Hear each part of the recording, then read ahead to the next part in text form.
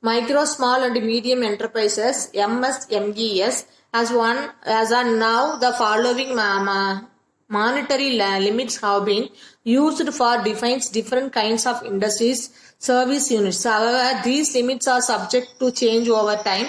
Manufacturing enterprises, micro manufacturing enterprises, these investments is plant and machineries does not exceeding 25 lakhs. Small manufacturing enterprises, investment is plant and machineries is more than the 25 lakhs rupees but does not exceeding 5 lakhs.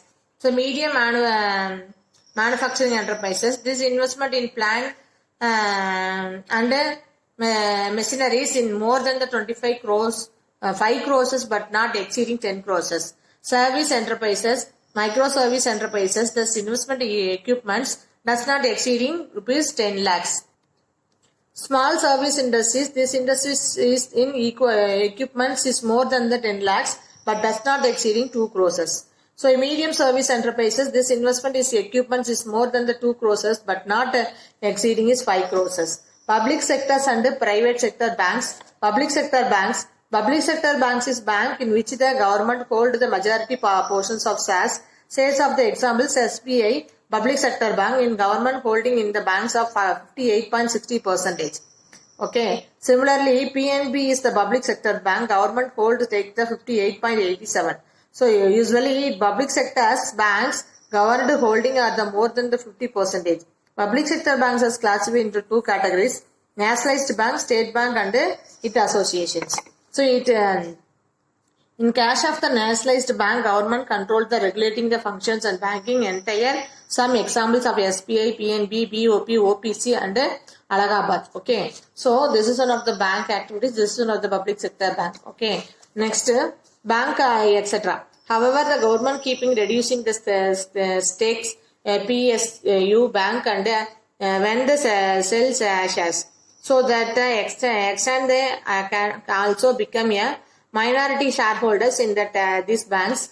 So this is the accordance with the privatization policies. Private sector bank, this is banks most of the equity is owned by private bodies, corporations, institutions and individuals rather than the government. So these banks are managed and controlled by private promoters. Of this total banks industries in India, public sector banks is constitute 72.9% shares, while the rest is covered by private players. It term the numbers of banks. Okay.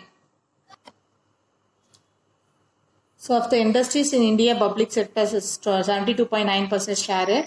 So covered the private playing terms of numbers of banks, whereas the 27 public sector banks, 22 private sector banks as per the difference banking regions. RBI is apex banking bodies having licensed payment bank and adapted the boost the government's financial inclusions derive, but there may other problem. As the result, Airtel Payment Bank and